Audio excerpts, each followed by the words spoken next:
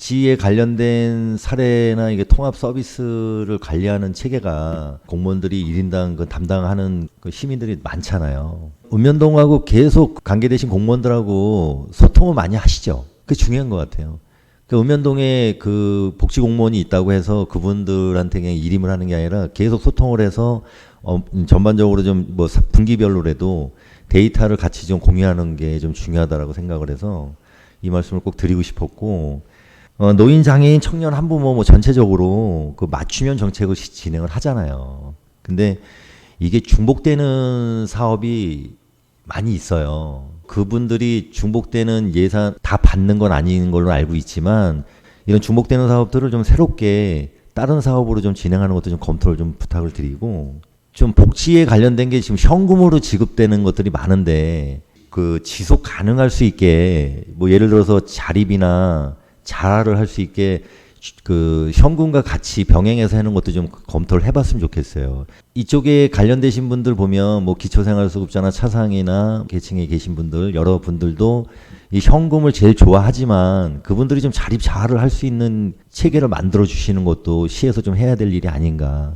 장수수당이랑 장애수당 그리고 이제 생계급여, 주교급여 관련해가지고 읍면동 현장에서 또 이제 시민분들이 신청을 하고 또 통합조사팀의 그 결과가 보이고 그거를 각 이제 노인장애인과나 복지정책과 이렇게 해서 급여나 수당 같은 게 나가는데 그럴 경우에 돈이 늦게 지급돼서 1년치가 몰아서 지급되는 경우 뭐 장수수당, 뭐 장애수당은 받고 계시다가 시설로 들어가면서 못 받게 되면서 또 그게 나중에 환수되는 경우 본인도 모르게 이제 부정수급자가 되거나 한 번에 돈을 몰려서 받으면은 이 돈을 또 써버리고 나면은 나중에 이거를 또 환수해내기가 어려우시죠. 어려운 거거든요. 요런 거를 또 예방할 수 있는 방법으로 반기나 분기별로 이렇게 아까 말씀드린 읍면동 통합조사 그리고 각 부서가 상호 점검을 하는 거를 반기나 혹은 분기로 이렇게 정해서 할 수는 없는 건가 그걸 좀 제안 드리고 싶어서요. 그렇게 되면은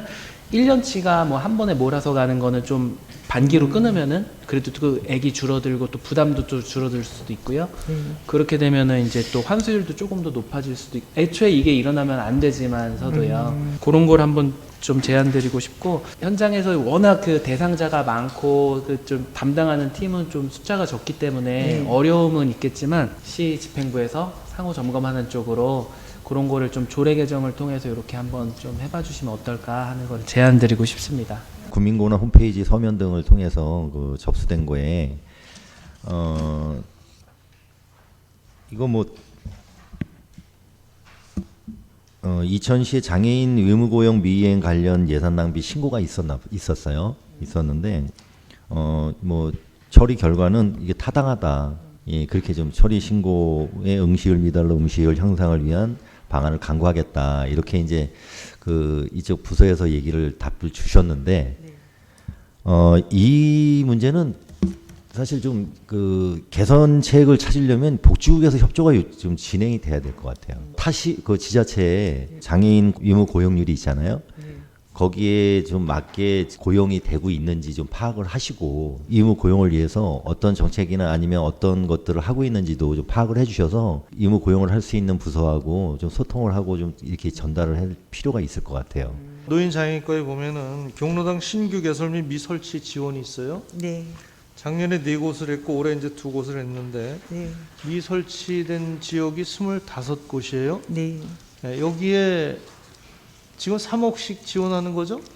3억 5천요. 3억 5천이요? 네네. 저는 그런 생각이 들어요. 이 부분에 저는. 네. 왜냐면 아파트 지을 때 네. 그 몇 세대가 들어온다면 분명히 거기에는 경로당이 들어온다고 어린이집 이렇게 시설 하는 것처럼 당연히 경로당도 들어가는 거잖아요. 네. 그런데 이 부분을 왜 그렇게 안 하는지 모르겠어요. 그런 쪽으로 처리를 안 하는지 모르겠어요. 그리고 나서는 져놓고 시설은 시에서 해달라. 이게 말이 안 되는 거 아닌가요? 뭐 경로당 설치가 안 되면 인허가에서 문제가 있는 거잖아요. 그리고 여기에서도 요구를 해야 되고 공동주택과에서도 그런 생각을 가져야죠. 네. 네? 저희가 그러면 시의 예산 자체가 그만큼 줄은 건데 어쨌든 그 우리 노인장애인과하고 또 공동주택과하고 연계해서 그런 부분 하나하나 해결해 나갔으면 좋겠다는 말씀을 좀 드리겠습니다. 남부권의 이제 장애복지관이 2020년 3월에 이제 이 사업이 시작된 거죠. 이제 지금 아직도 진행 중이고 이게 26년 12월이면은 이제 준공 예정으로 갖고 계신데 사실 지금도 많이 좀 늦어졌다고 저는 생각을 합니다. 뭐 여기 자료에 보면은 이제 뭐 행정 절차 때문에 좀 늦어졌다. 네. 뭐 이렇게 나와 있는데 네. 시에서 하는 사업인데도 이제 뭐 좀 늦어지고 이런 부분이 네. 저는 제가 볼 때는 그런 인허가라든지 이런 부분에 대해서 이제 잘 아시는 팀이 있을 거예요, 분명히. 네. 인허가 부서도 당연히 있지만. 그래서 그 협업이 좀 잘 돼야 된다고 저는 좀 그런 말씀을 좀 드리고 싶어요. 네. 그러니까 이 사업은 어느 과 거니까 어느 과에서 알아서 해라 이게 아니라 다른 그 관련된 과에서 좀 같이 지원을 했다면은 좀 더 빨리 진행되지 않았을까 하는 좀 아쉬움이 있고요. 네. 그럼 이제 지금 설계도는 다 나온 건가요? 네. 한번 설계도도 좀 한번 보여주시고 네. 지금 내년 12월이 준공인데 이게 희망 사항입니까 아니면 가능한 겁니까? 공사를 하다 보면 이제 변수들이 많잖아요. 네네. 법정 건축 기간만 넣으신 거라고 보시면 될 것 같습니다. 예. 최대한 빨리 네. 좀 공사가 진행될 수 있도록 부탁을 드리겠습니다. 네, 알겠습니다. 그 결혼자 수가 늘어나고 있고 네. 따라서 이제 출산율도 지금 늘어나서 굉장히 긍정적인 상황인 이천시는 그런 상황인데 네. 이 출산율 중에 그 보육 시설이 굉장한 역할을 차지하고 있더라고요. 네. 그 제가 보니까 그 출산의 핵심 동기가 보통 일과 육아를 병행하는 데에 포인트를 주고 있고요. 출산율을 제고하기 위해서는 그 보육 시설이나 보육료나 이런 데에 지원이 있어야 되는 상황인 것 같고요. 요즘에 또 이제 뭐 24시 보육이나 이런 것도 있고 국공립도 늘어나고는 있지만 또 어떻게 보면 민간 시설이 굉장히 지금 역할을 충분히 하고 있다고 생각이 되거든요. 그래서 그런 부분에서 연장이나 야간 보육이나 이런 부분도 네. 좀 고민을 하셔서 이동하지 않고 그 안정적인 그 안전하게 그 위치에서 서비스를 받을 수 있게 이런 것도 좀 고민을 하셔야 될 것 같고요. 네. 또 그러다가 보니까 또 우리 어린이들을 보호하고 또 나를 양육하시는 이 그 교사들에 대한 어떤 처우 개선 문제도 네. 조금 이제 저번에 이제 처우 개선비도 오르기는 했지만 네. 궁극적으로 이런 부분도 좀 고민이 필요하지 않을까 이런 생각이 들거든요. 보육시설은 제가 보면 뭐 시장성이나 이런 걸 따지는 게 아니고 네. 합리성과 뭐 내지는 이런 뭐 가성비 이게 아니라 투자 시설인 것 같아요. 네, 맞습니다. 차세대 우리 어린이들이 자라는 곳이기 때문에 우리가 투자 개념으로 궁극적으로 고민을 좀 많이 하셔야 될 것 같고 네. 그 출산율이 더 제고될 수 있는 네. 기본적인 인프라를 형성하는데 많은 고민을 좀 부탁드리도록 하겠습니다. 심포니 공원에 이제 공영 주차장이 조성이 되잖아요, 지하에. 예, 여기에 이제 어린이집이 하나 있는데 네. 그 좀 거리상으로 좀 먼 곳으로 그 이전. 공원 조성 전까지 이전이 되잖아요. 네. 그 담당 부서에서는 좀 문제점이 있다라고 얘기했었는데 네. 좀 개선이 됐다라고 저는 또 다시 얘기를 들었는데 그 지금 어떻게 진행되고 있어요? 이천시 육아정보센터가 있습니다. 그러니까 현재 이천 어린이집보다는 규모는 좀 작지만 현재 어린이집 형태로 육아정보센터가 시설이라든지 이런 게 구성되어 있기 때문에 공사 기간 동안에는 그래도 그 창전동과 중류동이 그나마 제일 인접했던 거리이고 그래도 좀 가장 적합한 곳이라고 판단을 해서 그 기간 동안은 이제 부모님들의 양해를 구해서 저희가 그렇게 이전할 계획을 갖고 있습니다. 네. 네. 그럼 차량을 이용하지 않고 도보로 이용하는 그 어린이집을 그 가는 아이들도 있지 않나요? 네, 현재 이천 어린이집은 차량을 운행 안 하다가 최근 2년 전부터 이제 부모님들 수요가 있어서 현재 차량을 운행하고 있고요. 그럼 현재 육아정보센터로 중리동으로 이동을 한다면 현재 차량에다가 또 필요하다면 증액을 해서 그 이동에 불편이 없도록 지원을 할 예정입니다. 네, 그건 꼭 필요할 것 같아요. 그 중리동 복지센터하고 지금 현재 심포니 공원하고 거리가 상당히 멀거든요. 네, 아이들이 걸어서 이동하기는 쉽지 않고 네, 차량 지원이 필요하다라고 생각을 해요. 네. 지금 걸어서 다니는 아이들 그 차량 이동을 할 수 있게 이렇게 좀 이용을 할 수 있게 이렇게 좀 조치 좀 부탁드립니다. 네, 세심히 살피겠습니다. 그런데 보니까 학교 밖 청소년 전용 공간 조성 지원을 지금 하시고 계시는데, 물론 그 우리 학교 밖 청소년들의 그 꿈과 재능을 지원할 수 있는 반드시 전용 공간은 필요합니다. 그런데 제가 조금 우려되는 부분이, 이렇게 일정한 장소에 일정한 공간을 자꾸 말씀을 하시게 되면 그 참여나 기회의 확대에 제한이 되지 않을까, 이런 우려가 있습니다. 그래서 청소년들도 이렇게 통합 공간을 통해서 사회적인 통합이 유도가 되어야 되는데, 이게 학교 밖 청소년이라는 어떤 이런 선입감이나 내지는 여러 가지의 우려가 좀 있어서 이제 이런 부분들을 좀 고민을 하실 필요가 있지 않을까, 이렇게 생각이 되는데. 유님께서 말씀하신 그 우려되는 부분들은 저희가 청소년 문화센터에 전가해서 그런 부분들을 좀 없도록 저희가 고민해 보도록 하겠습니다. 네. 사실 저는 청소년 그 상담 복지센터가 따로 떨어져서 나가는 부분도 네. 우리 그 생활 그 청소년 네. 문화센터가 아니고 네. 좀 떨어져 있는 부분도 네. 접근성이나 이게 이동이 또 이제 학생들은 자유로워야 되는데, 혹시- 현실적으로 네. 그 우리 청소년들이 네. 앞으로 그 개관되는 그 생활 청소년 예. 센터에서 그 이쪽에 그 청소년 상담 복지센터까지 그 도보는 가깝죠. 가능해요. 그게? 네네, 가깝죠. 네. 저는 좀 우려가 됩니다. 이게 네. 조금 거리가 좀 있고, 네. 또 다른 그 실질적인 어떤 거리보단 네. 그 환경이 중요하죠. 다 네. 차도고 네. 어떻게 보면 시내 중심으로 네. 가야 되는 상황이라서 네. 이런 부분이 좀 우려가 돼서 이동권이나 이런 것들을 앞으로 좀 고민을 해보실 필요는 있지 않을까, 네. 예, 이런 제안을 드리고요. 네. 저희가 그 어르신들 그 식사를 제공하잖아요. 예. 그게 국비 사업인가요? 도비 30%가 있습니다. 네. 도비 30%, 나머지는 국비? 12입니다. 예. 그 70% 12요. 네. 근데 이게 그 좋은 취지인 거예요. 근데 지금 이 시스템 외에는 다른 데는 이렇게 하나요? 딱 이렇게 식당을 저희가 복지관에 설치해서 어르신들이나 취약계층을 식사를 제공하는 시스템으로 가나요? 다른 시군도? 네, 그렇게 가고 있습니다.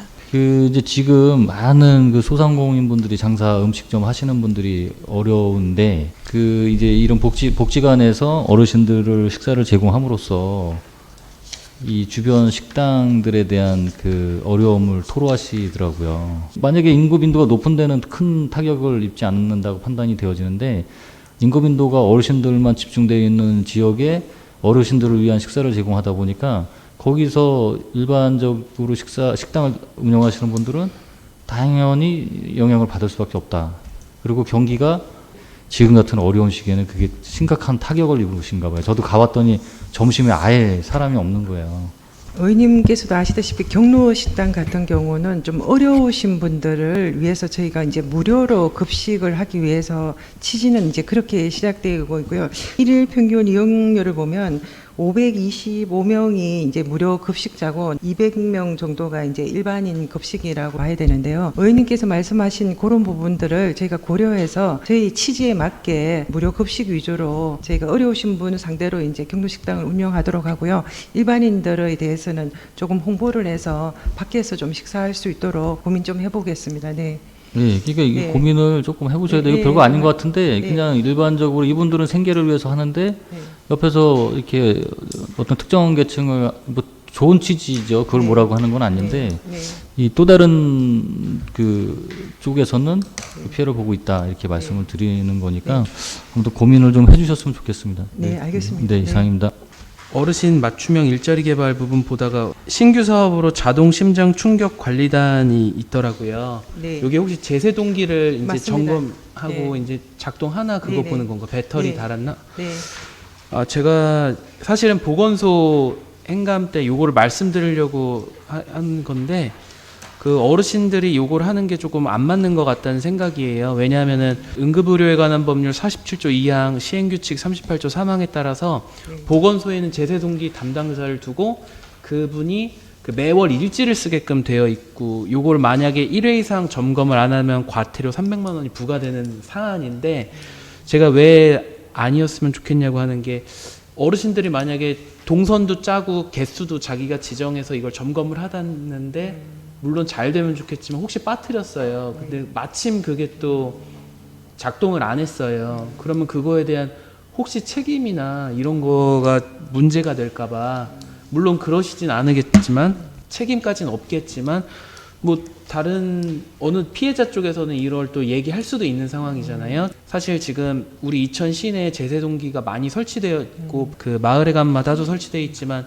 사용 빈도가 그렇게 많지 않아서 지금 이 일이 도드라지진 않았다고 생각은 들어요. 근데 사실 보건소의 담당자 부분도 좀 많이 늘려야 되는 부분도 맞고 실질적으로 점검할 수 있는 대안을 찾아야 되는 상황이어서 요즘에는 또 기술이 발달해서 제세동기 자체에서 신호로 그걸 하는 게 또 있더라고요. 그래서 그런 거를 건의드리려고 하고 있었는데 마침 보다 보니까 이 충격 관리단이 있는데 요런 사업은 조금 좀 조심스럽게 접근해야 되는 게 아닌가. 그리고 또 학부모 입장에서 여기 이제 학교 번님들 학교 앞 교통지도와 카페 일자리는 지양을 요청했다 이렇게 되셨는데 또 카페까지는 모르겠지만 이 학교 앞 교통지도 같은 경우에는 좀 수요가 많이 필요한 거는 사실이거든요. 그 또 일시적이기도 하고 그래서 이 일자리 부분은 시니어 그 클럽 거기랑 네. 좀 한번 좀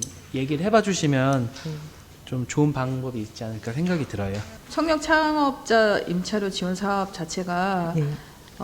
제가 듣기로는 그 사업 등록일자 3년 이내이고 실제 사업 장을 운영 중인 청년 창업자인데 실질적으로 이거를 문의하는 사람들은 창업을 하려고 하는 친구들이 이제 하고 열었는데 어느 정도 그 운영을 하고 나서 이거 지원이 된다고 하는데 맞나요?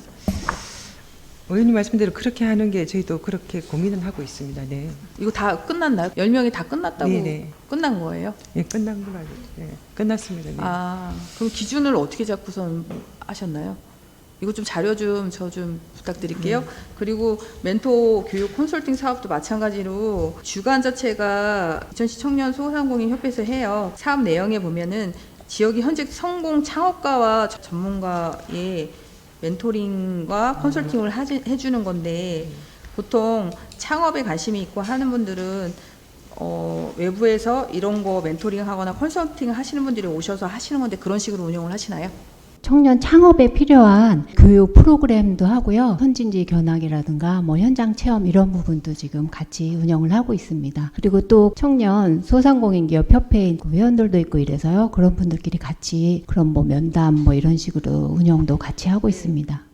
좋은 프로그램이긴 한데 저는 조금 살짝 걱정이 되는 게 소상공인 뭐 연합회에 뭐 소속되어지 않고 그냥 일반 청년들이 창업을 하거나 이런 것들에 관심 있는 사람들도 들어갈 수 있는지 그런 것들을 궁금해서요. 이것도 자료 좀 부탁드릴게요. 저출생으로 인해서 좀 많이 어려운 게 사실이에요. 네. 국공립 어린이집도 좀 어렵다고 또 말씀하시더라고요. 네. 그러니까 뭐 국공립이라고 해서 저는 이제 우리 공공에서 다 이렇게 인건비를 대고 하는 줄 알았더니 또 구조상으로 그렇지 않은 부분이 있어서 좀 어렵다고들 하실 정도로 지금 문제가 심각한데 이게 지금 뭐 경제 논리로만 따져서는 접근할 부분은 아니에요. 보육시설이라는 게 아까 송홍란 의원님도 말씀하셨지만 이 보육시설이 잘 돼 있어야지 또 출생률을 어느 정도 올릴 수 있는 방법이기 때문에 그렇다고 해서 또 어렵게 운영되는 그런 어린이집들을 다 지원해 줄 수는 또 없을 거고 네. 지금 나라에서 폐원하는 어린이집에 대한 어떤 지원이라든지 이런 제도가 있나요? 일단 폐원하게 되면 아주 소규모의 금액을 좀 지원하는 사업이 있고요. 이제 민간 어린이집이 어려울 경우에 이제 저희 국공립집으로 어린이집으로 이제 전환할 수 있는 해서 이제 운영권을 가져갈 수 있는 그런 제도가 있긴 합니다. 네. 이게 어린이집이 어려워지면 당연히 서비스의 질이 떨어질 수밖에 없을 것 같아요. 네. 그렇게 되면 결국은 또 피해는 어린이들한테 가는 거기 때문에 네. 이 대안을 뭔가 좀 찾아야 되는데 뭐 폐업하는 어린이집을 어떤 뭐 청년 창업센터라든지 뭐 이런 어떤 뭐 이런 쪽으로 좀 활용을 할 수 있는 방법을 찾아서 네. 폐업하시는 분도 어느 정도의 그 재산상의 피해를 많이 보지 않고 또 이렇게 좀 섞어져야지 다른 어린이집이 또 어느 정도 유지할 수 있는 거잖아요. 출생률이 낮기 때문에 어쩔 수 없어가 아니라 네. 좀 더 선제적인 어떤 방법을 좀 찾아야 될 시기가 되지 않았나 이런 좀 생각이 듭니다.